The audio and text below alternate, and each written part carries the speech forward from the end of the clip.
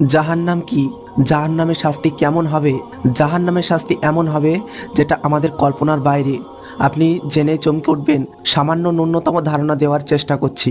নবীজি সাল্লাল্লাহু আলাইহি সাল্লাম একদিন জিব্রাইল আলাইহিস সালামকে বললেন, আপনি যতবার আমার নিকট এসেছেন ততবারই আপনার কপালে শোক ও দুশ্চিন্তার ছাপ ছিল।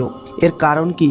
জিব্রাইল আলাইহিস সালাম নবীজি সাল্লাল্লাহু আলাইহি সাল্লামের প্রশ্নের জবাবে বললেন, জাহান্নাম সৃষ্টির পর থেকে আমার ঠোঁটে কখনো হাসি ফোটেনি। জাহান্নাম কেমন হবে?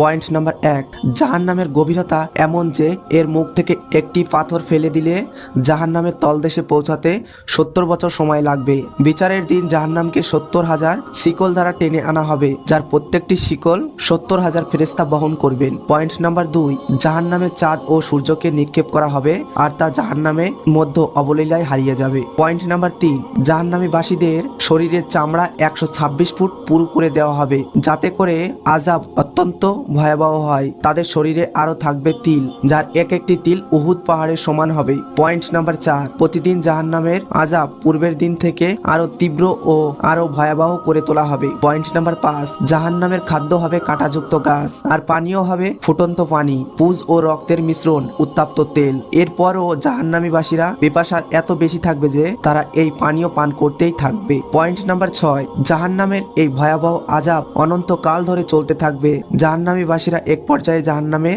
দেওয়াল টপকিয়ে পালানোর চেষ্টা করবে। তাদেরকে লোহার হাতুড়ি দ্বারা আঘাত করে আবার ফেলে দেওয়া হবে। খুবই ছোট্ট আকারে জাহান্নাম সম্পর্কে তুলে ধরার চেষ্টা করলাম। এই জন্যই বলছি, ভাই ও বোন, আসুন আমরা দিনের পথে চলি, ইসলাম মেনে চলি। আমাদের কখন কি হবে আমরা কিন্তু কেউ জানি না। কেউ আমার সঙ্গে যাবে না, আমার হিসাব আমাকেই দিতে হবে। আসুন আমরা দিনের পথে ফিরে আসি। সত্যকে সন্ধান করো, সত্য তোমাকে মুক্ত করবে।